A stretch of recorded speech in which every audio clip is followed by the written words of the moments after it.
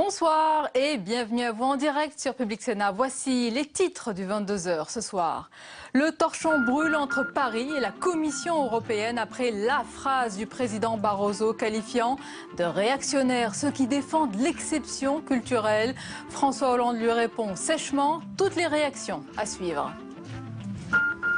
Et puis cette question ce soir, à qui la faute au lendemain de son élimination au premier tour des législatives partielles à Villeneuve-sur-Lot? Le Parti socialiste cherche des explications à cet échec. Certains y voient une séquelle de l'affaire Cahuzac, d'autres pointent du doigt la multiplicité des candidatures à gauche, mais rares sont ceux qui procèdent à une introspection.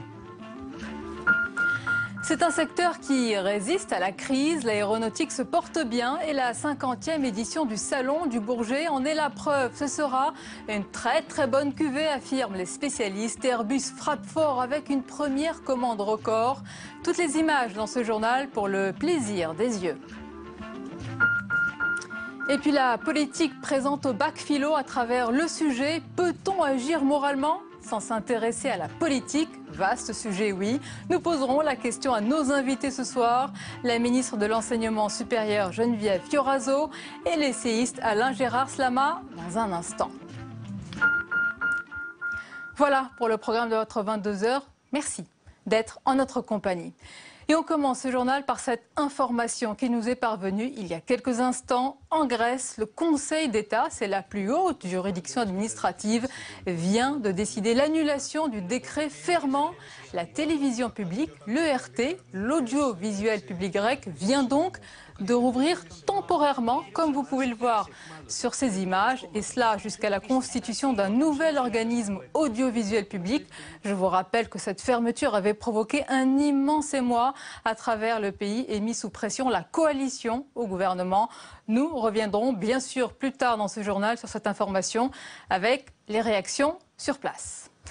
Dans l'actualité ce soir, brusque montée de tension entre Paris et Bruxelles. Le président de la Commission européenne dénonce une France réactionnaire. Dans une interview publiée par l'International Herald Tribune, José Manuel Barroso n'a pas apprécié le combat de la France pour défendre son exception culturelle. Sa phrase provoque un tollé au sein de la classe politique et une mise au point sèche de François Hollande à son arrivée au sommet du G8 en Irlande du Nord. Les faits avec Tam Tranui. C'est une nouvelle passe d'armes qui illustre les tensions entre Paris et Bruxelles. Dans une interview à l'International Herald Tribune, José Manuel Barroso critique violemment la France. En cause, la farouche volonté française de défendre l'exception culturelle. Vendredi, les ministres européens du commerce extérieur se sont entendus pour un nouvel accord de libre-échange avec les États-Unis. Un accord qui, à la demande expresse de la France, ne concerne pas l'audiovisuel. Le but est de protéger la diversité culturelle grâce aux quotas et subventions pour le cinéma, la télévision ou la musique. Cela fait partie d'un agenda anti-mondialisation complètement réactionnaire, a déclaré José Manuel Barroso. Ses services ont eu beau préciser que cette remarque ne visait pas directement la France, mais certains artistes virulents, le mal est fait. À son arrivée au G8, François Hollande a réagi sèchement. « Je ne veux pas croire que le président de la Commission européenne ait pu tenir ces propos », a-t-il affirmé. Des propos jugés consternants et inacceptables par la ministre de la Culture, Aurélie Filippetti. Voilà le président français qui participe donc, vous venez de le voir, au sommet du G8 en Irlande du Nord.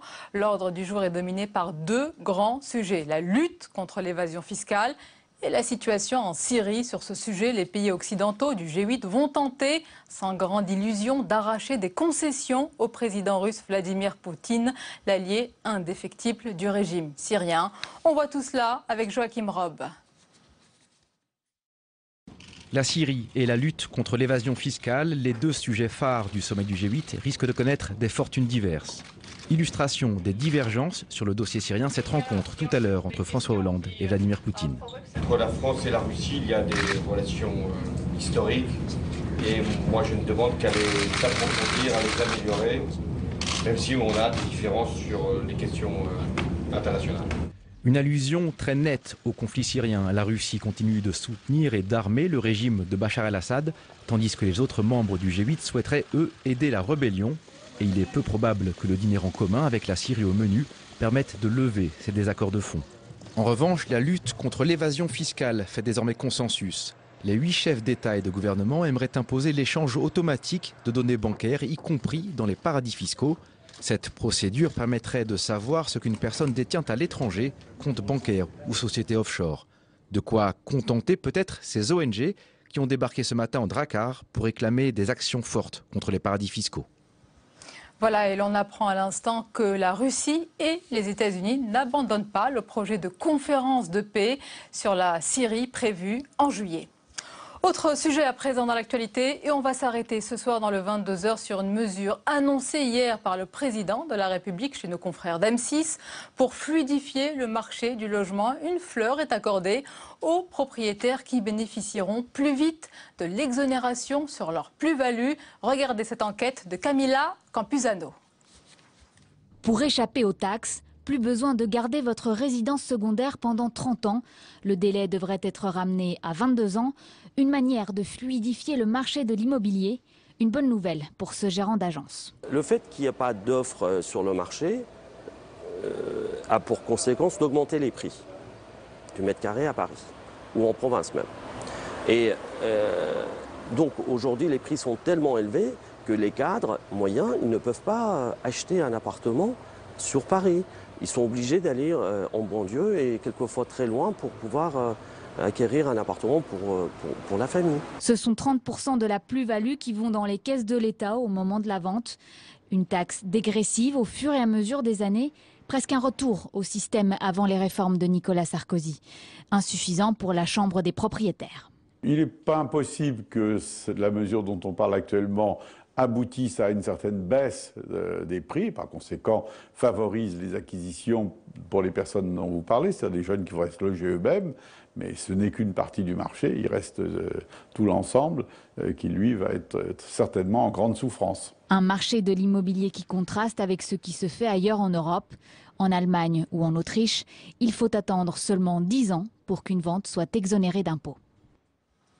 Fort du soutien de l'État, malgré sa mise en examen dans l'affaire Tapie, Crédit Lyonnais, le patron d'Orange, Stéphane Richard, est maintenu dans ses fonctions. Le conseil d'administration du groupe estime, je cite, que les mesures judiciaires affectant Stéphane Richard ne remettent pas en cause la capacité du président, directeur général, à assumer pleinement et efficacement la direction d'Orange. À noter que la nouvelle a fait bondir le titre en bourse.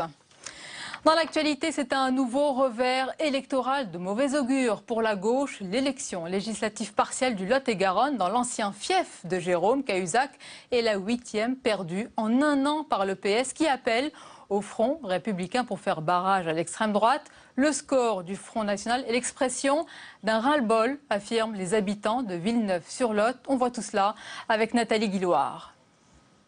La défaite du candidat socialiste Bernard Barral aux élections partielles de Villeneuve-sur-Lot tire la sonnette d'alarme pour le Parti socialiste.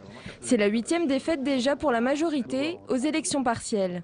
De quoi s'inquiéter avant les municipales de 2014, mais le porte-parole du PS, David Assouline, reste confiant. Est-ce que le climat national pèse sur une élection locale? Toujours un peu, mais je le répète, l'enjeu, il est municipal. Cette défaite de Villeneuve-sur-Lot marque les esprits, car cette terre est profondément ancrée à gauche.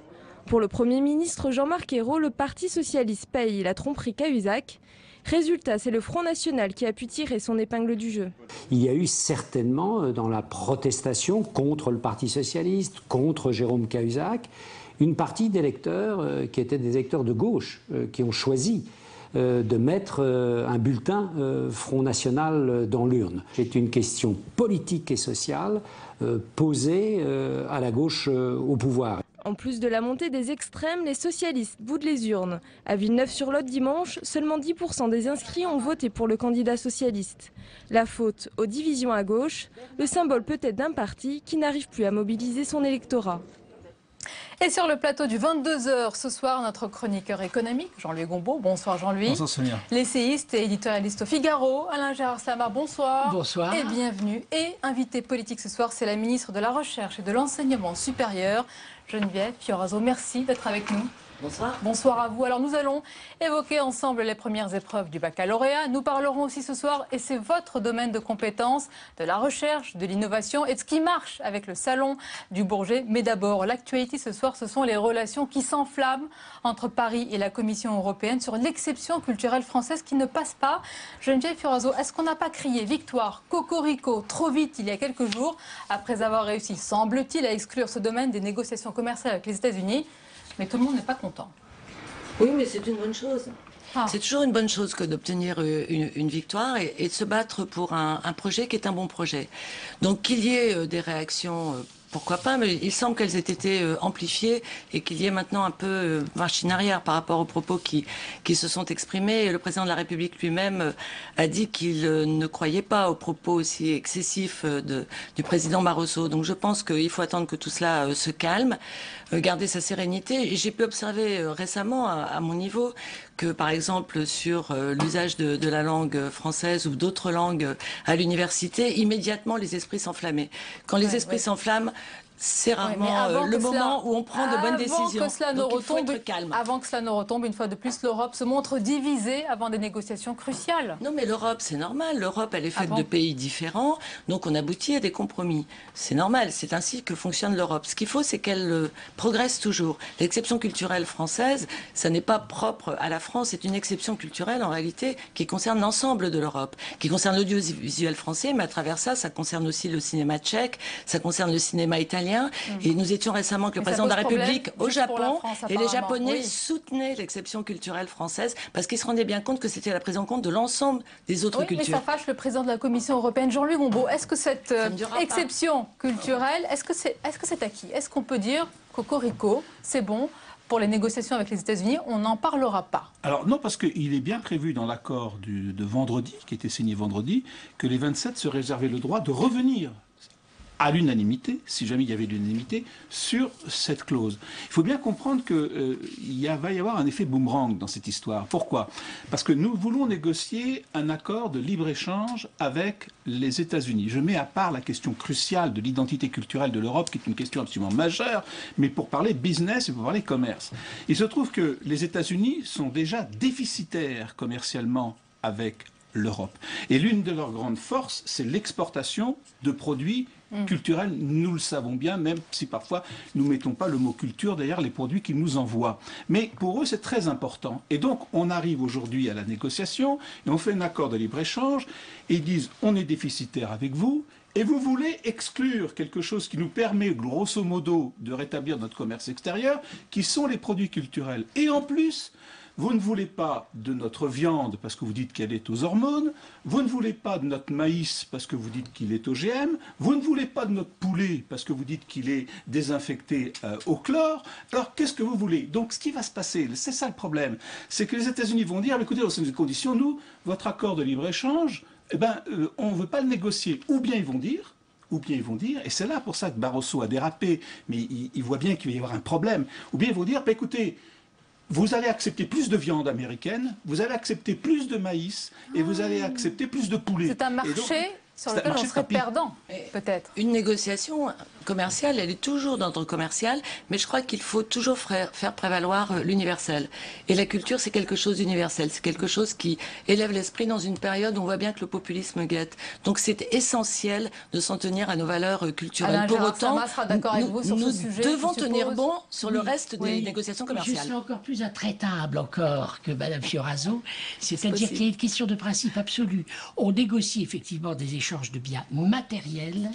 Le libéralisme, c'est ça, et je suis un libéral, mais l'ultralibéralisme, ça consiste à considérer que les valeurs du marché sont transposables à la culture en particulier, et ça n'est pas acceptable, ce n'est pas vrai. La culture ne relève pas des lois du marché. Un mauvais film fait un bide, ça ne signifie pas nécessairement qu'il soit mauvais. Un film a le Grand Prix du Festival de Cannes, là, ça ne signifie pas nécessairement qu'il soit Vous ne visez bon. aucun film, là?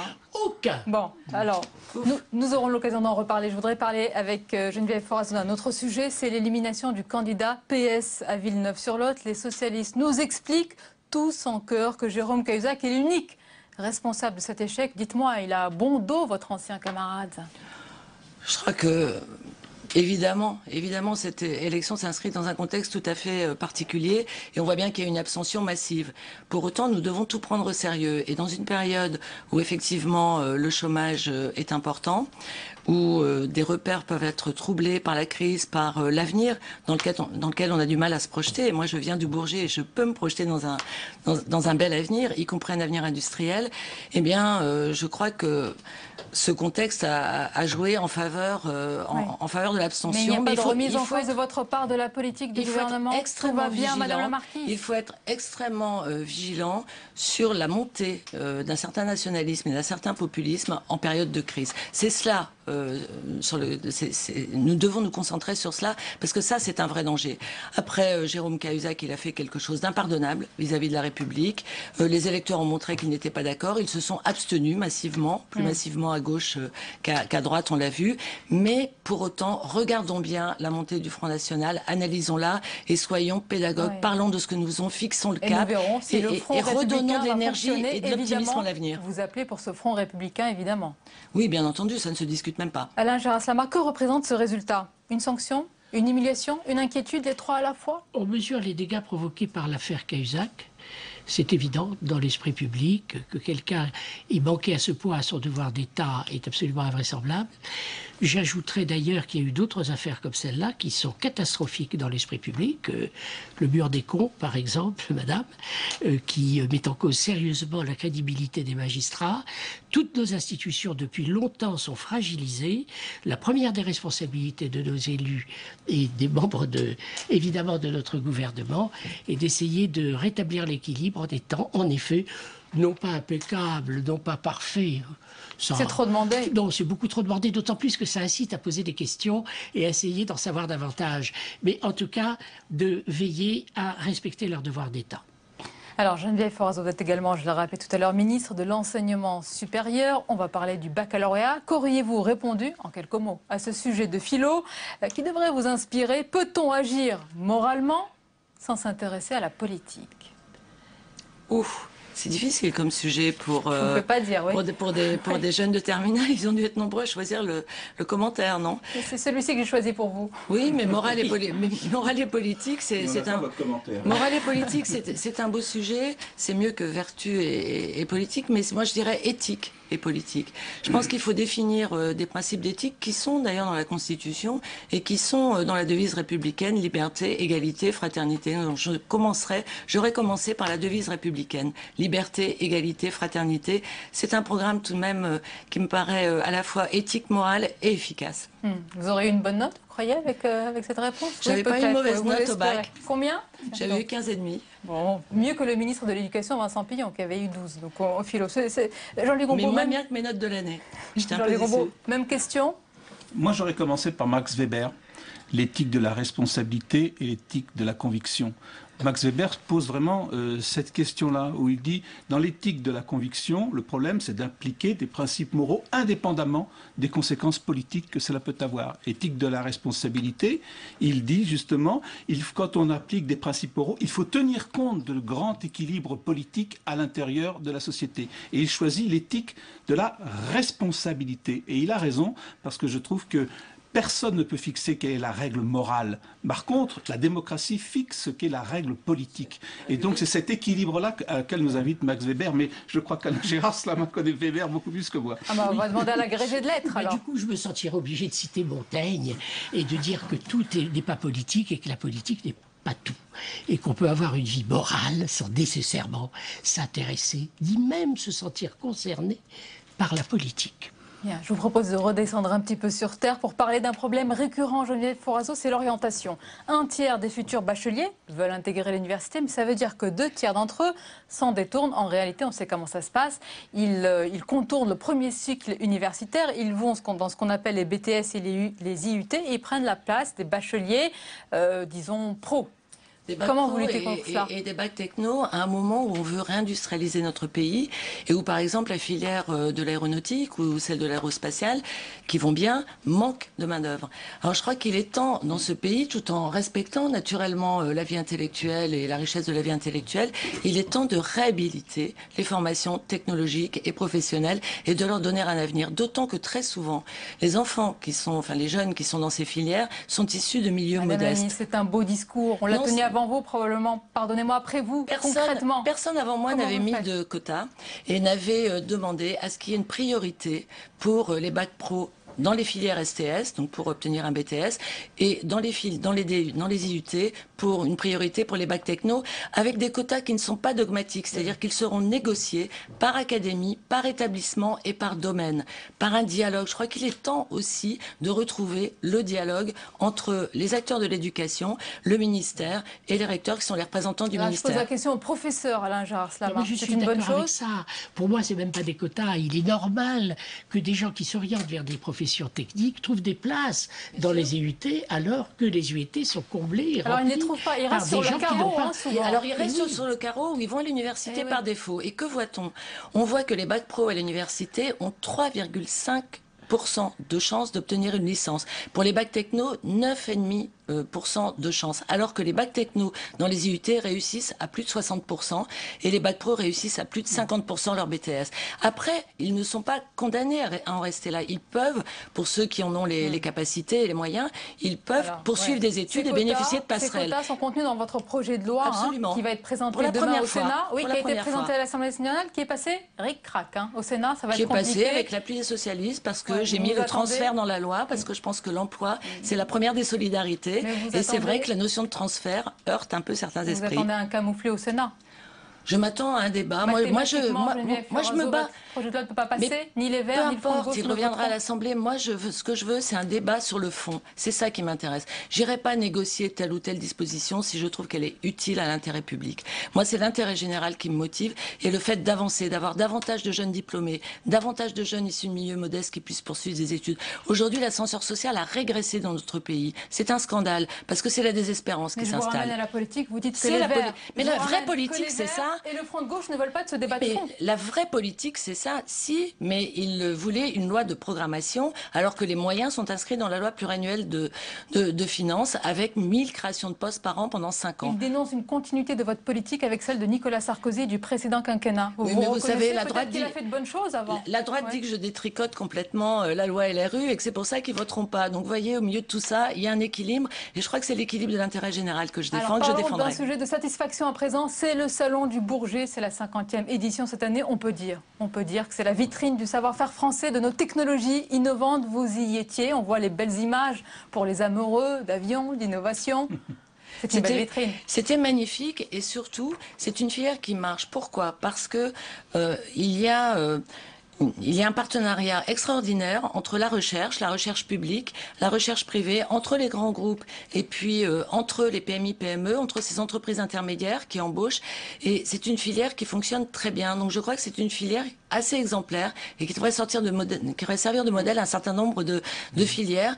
Et puis moi j'ai rencontré des jeunes soudeurs, des jeunes caristes qui sont pas venus là par défaut, qui sont venus là parce qu'ils aiment les métiers manuels et parce qu'ils aiment l'industrie, qui peuvent progresser dans l'industrie. On va rappeler, Jean-Louis Gombault, que l'activité aéronautique, c'est 170 000 emplois directs, 140 000 indirects. Bon, c'est la France qui embauche, qui marche. C'est 15 000 embauches par an. Airbus en embauche nette, compte tenu du départ à la retraite, c'est 8 000 emplois créés. Non, c'est vraiment, il faut aller au Salon du Bourget. Il faut y aller, oui. J'y vais tous les 2 ans. Oui. Parce que, exactement, ça, le moral redécolle quand on va au Salon du Bourget. Alors, il faut bien et en plus, c'est un marché qui est promis à l'expansion. Toutes les statistiques, elles viennent de Boeing, d'Airbus, disent que ça va doubler les 20 prochaines années. Airbus se porte véritablement comme un charpe. Ça fait vraiment un certain plaisir. Alors, on profite effectivement d'une conjoncture un peu particulière quand même. C'est-à-dire que les pays émergents s'enrichissent, parce qu'en fait, le gros de la clientèle, elle est quand même dans ces pays-là, et ils s'enrichissent à un moment où ils n'ont pas encore accédé à notre niveau technique pour pouvoir être concurrents. Donc c'est une particularité très originale, ce qui nécessite donc de poursuivre dans le progrès technique, parce que ces gens-là vont se mettre à faire des avions. Évidemment, ils ne sont pas plus bêtes que nous, puisqu'ils font des voitures, etc. Donc ils vont se mettre à faire des avions. Donc on a une espèce de nécessité de toujours aller de l'avant, de façon à ne pas s'endormir sur cette conjoncture un peu particulière, où là où il y a de l'argent, il n'y a pas encore la technologie aéronautique, mais bientôt elle viendra. Il ne faut pas s'endormir. Voilà. Puis à l'espace. On n'est pas en train de le faire. L'espace, c'est formidable. À la conférence de Naples, on a obtenu d'aller vers Ariane 6. Moi, j'étais très fière parce que c'était un combat assez difficile. Les Allemands étaient plutôt pour une solution intermédiaire et ne voulaient pas vraiment s'engager vers Ariane 6. J'ai été aidée par l'Europe divisée. Non, pas du tout. Pas du tout. J'ai été aidée par les pays tiers et nous sommes arrivés à un accord au bout de 2 journées de discussions difficiles et tout le monde en est sorti très content avec 10 milliards d'euros d'investissement d'ici à 3 ans. Alain Gerassama, vous avez aussi les yeux qui brillent comme nous quand on regarde ces avions, ces belles innovations. Oui. J'y vais jeudi et voir ces avions français en particulier que je ne nommerai pas puisqu'il s'agit d'un des actionnaires, de l'actionnaire principal du Figaro, qui décolle à la verticale dans un silence absolu. On se demande comment d'ailleurs la concurrence des avions américains, qui sont beaucoup moins impressionnants, peut nous entraver dans notre exportation de ces avions. Je suis sûre que vous avez donné envie aux téléspectateurs d'y aller. Donc le Salon du Bourget. Merci beaucoup d'avoir été nos invités. Jean-Louis Gombaud, Alain Gerassama, merci. Geneviève Fioraso, merci à vous. Merci. La suite du 22h avec à présent tout ce qui vous a échappé dans le reste de l'actualité. Regardez, c'est le tour de l'info. Il est signé ce soir, Cécile Sixou.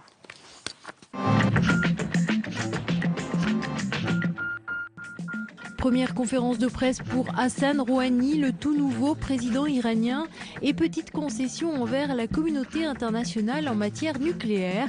S'il reste ferme sur le droit de son pays à enrichir l'uranium, il est en revanche prêt à plus de transparence et de dialogue avec le reste de la planète.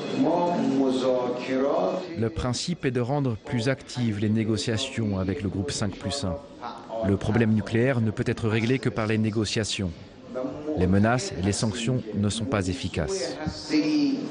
Les grandes puissances et Israël soupçonnent l'Iran de vouloir se doter de la bombe atomique sous couvert de son programme nucléaire civil, ce que Téhéran dément. C'est officiel, les magasins Virgin mettent définitivement la clé sous la porte. Le tribunal de commerce de Paris a annoncé la liquidation judiciaire de l'enseigne culturelle. Les 960 salariés ont rendez-vous demain avec le mandataire judiciaire. Ils espèrent obtenir de meilleures conditions de reclassement. Pour ce qui est des salariés, le combat continue. Parce qu'effectivement, il y a la suite, et la suite, c'est un plan de sauvegarde de l'emploi juste. Par ailleurs, la FNAC, qui entre en bourse ce jeudi, envisagerait la suppression de 600 postes dans les mois à venir. Ce soir, la direction du groupe dément. Le juge Gentil va-t-il être dessaisi de l'affaire Bettencourt? La justice est divisée. Si le parquet de Bordeaux souhaite que le magistrat aille jusqu'au bout de l'affaire, le parquet général de la Cour de cassation préconise lui son dépaysement. 6 personnes mises en examen dont Nicolas Sarkozy avait demandé que l'affaire lui soit retirée après les révélations de ses liens étroits avec l'une des expertes médicales. Est-ce un brouillon, une note ou un canular? La lettre très personnelle de Christine Lagarde, perquisitionnée à son domicile et destinée à Nicolas Sarkozy, n'en finit pas de susciter les interrogations en écrivant « Utilise-moi pendant le temps qui te convient » ou encore « Je suis à tes côtés pour te servir ». Christine Lagarde exprime un dévouement sans borne à celui qui était alors son chef, Nicolas Sarkozy. Plantu du monde, plus fort que la boîte à outils de François Hollande, Jérôme Cahuzac et Bernard Tapie, 2 bons artisans de la montée du FN en France.